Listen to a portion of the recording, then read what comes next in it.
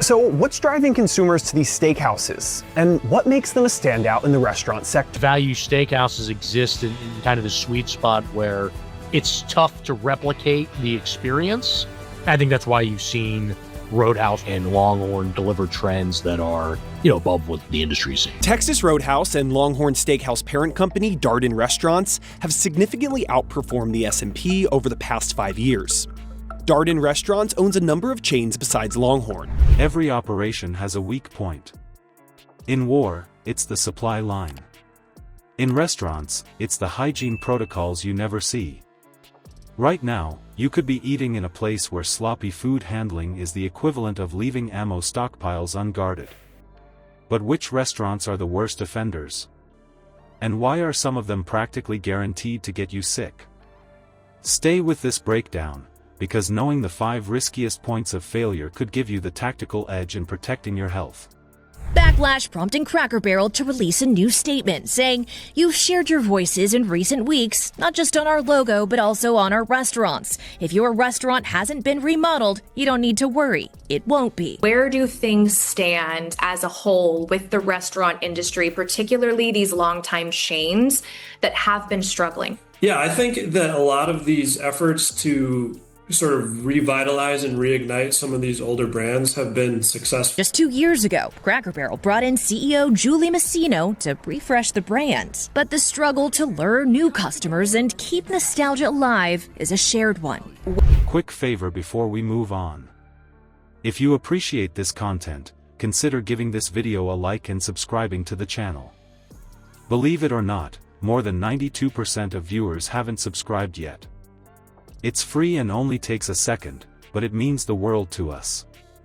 So did you subscribe already? Great, thank you so much for your support. Now back to the video. Choosing a restaurant is like stepping onto a battlefield. You look around, you scan the terrain, and everything may seem calm. But the real threats, the weak points that could compromise you, are often buried deep, behind the walls, in the unseen routines of a kitchen. You don't spot them until it's too late, which means every diner walks into that space exposed, unless you know the categories that consistently carry the highest risk. Not every eatery is equal in this fight. Some carry hazards built right into their operating model. The speed, the volume, the way food is stored and rotated, it all creates either a strong defense or a wide-open flank. And some of the most dangerous operations look the safest to the untrained eye. Bright lights, polished tables, friendly service, it's the illusion of order covering the cracks in the system. Think about trust. Families walk into chain restaurants expecting consistency. Workers on a lunch break hit the drive-thru assuming safety. Tourists crowd into seafood joints on the coast, convinced freshness is guaranteed. On the surface these places blend into everyday life. But behind the curtain, outbreak data shows these same categories fight, and lose, repeated battles against contamination. The clean table up front is just camouflage. In the back, a kitchen may run like a poorly supplied outpost, short on resources, short on training, cutting corners to keep up with demand. That's where the enemy gains ground. A forgotten tray left in the danger zone of temperature for too long. Gloves reused between handling raw meat and ready-to-eat food. These aren't accidents. They're tactical breakdowns that leave the door wide open. Walk the line of a buffet and you'll see it for yourself. Food laid out for hours, sitting like idle ammunition, exposed and unmonitored, waiting for crossfire from dozens of utensils handled by strangers. Warm dishes cool down below safe levels. Cold items creep upward into the range where bacteria multiplies fast. At first glance, it's abundance. In practice, it's an unsecured weapons cache. Now switch to fast food. The mission here is speed. Orders need to move from frozen to served in minutes. That relentless pace means equipment errors get missed, holding bins stretch their limits, and workers under pressure skip steps meant as safeguards. Every second saved increases risk, because the system's success depends on strict coordination, and a single weak link often breaks the chain. Casual sit-down chains face a different problem.